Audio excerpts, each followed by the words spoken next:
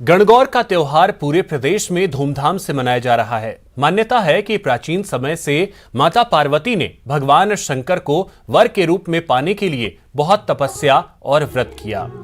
फलस्वरूप माता पार्वती की इस तपस्या और व्रत से प्रसन्न होकर माता पार्वती के सामने प्रकट हो गए भगवान शिव ने माता पार्वती से वरदान मांगने का अनुरोध किया और तभी से गणगौर की ये प्रथा चली आ रही है। साथ ही सिंजारे का भी अपना एक अलग महत्व होता है। 16 दिन का गणगौर का त्योहार पूरे प्रदेश में धूमधाम के साथ मनाया जा रहा है।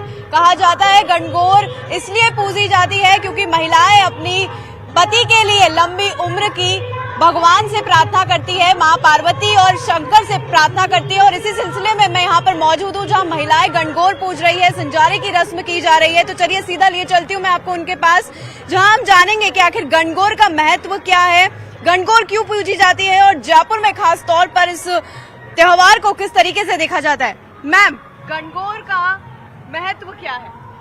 देखिए, ईसर और गणगौर यानी कि शिव और पार्वती का रूप है और शिव और पार्वती की पूजा सुहागिन महिलाएं इसलिए करती हैं कि हमारे अखंड सौभाग्यवती के लिए, पति की लंबी उम्र के लिए, और जो अनमैरिड बच्चियां होती हैं, जो अविवाहित बच्चियां होती हैं, वो अच्छा वर पाने के लिए, अपने अनुकूल वर पाने के लिए ईसर और गणगौर की पूजा की जाती है।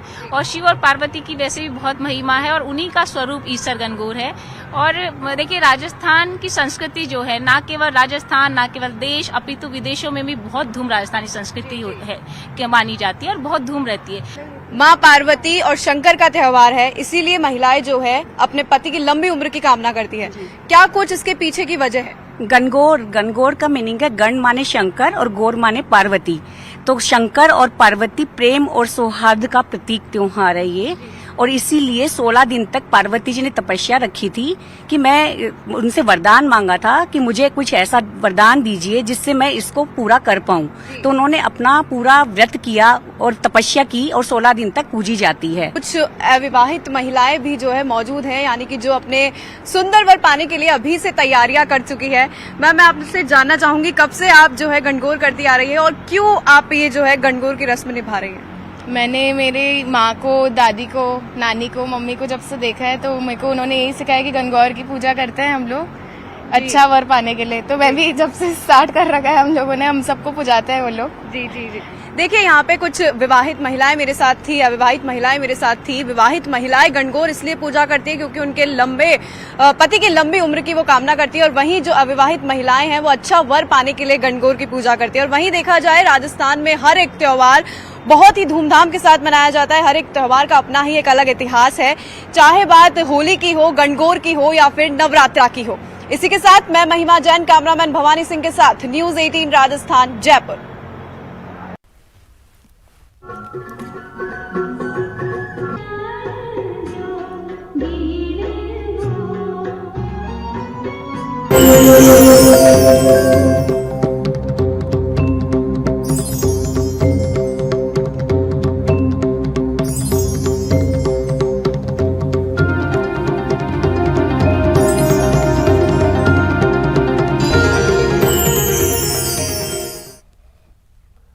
आज चैत्र नवरात्र का दूसरा दिन है। आज मां ब्रह्मचारिणी की पूजा हो रही है। ब्रह्मचारिणी मां दुर्गा का दूसरा स्वरूप है। इनकी उपासना नवरात्रि के दूसरे दिन की जाती है। ब्रह्म का अर्थ है तपस्या और चारिणी यानी आचरण करने वाली, अर्थात तप का आचरण करने वाली मां ब्रह्मचारिणी।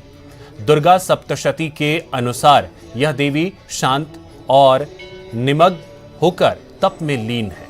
वहीं दिल्ली के छतरपुर और झंडेवालान मंदिर में श्रद्धालुओं की भारी भीड़ देखने को मिली, जहां भव्य आरती का नजारा देखते ही बन रहा है।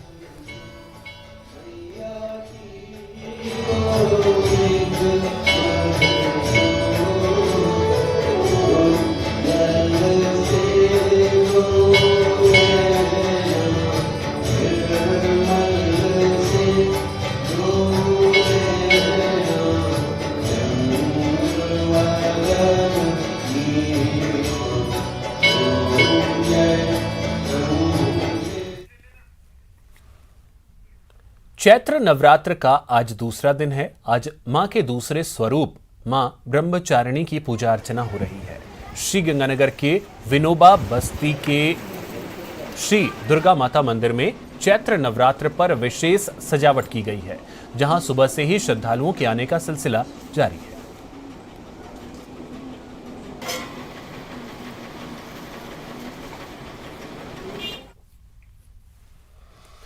चैत्र नवरात्र के दूसरे दिन जोधपुर के मेहरानगढ़ दुर्ग की तलहटी में स्थित मां चामुंडा मंदिर में भक्तों का तांता लगा है।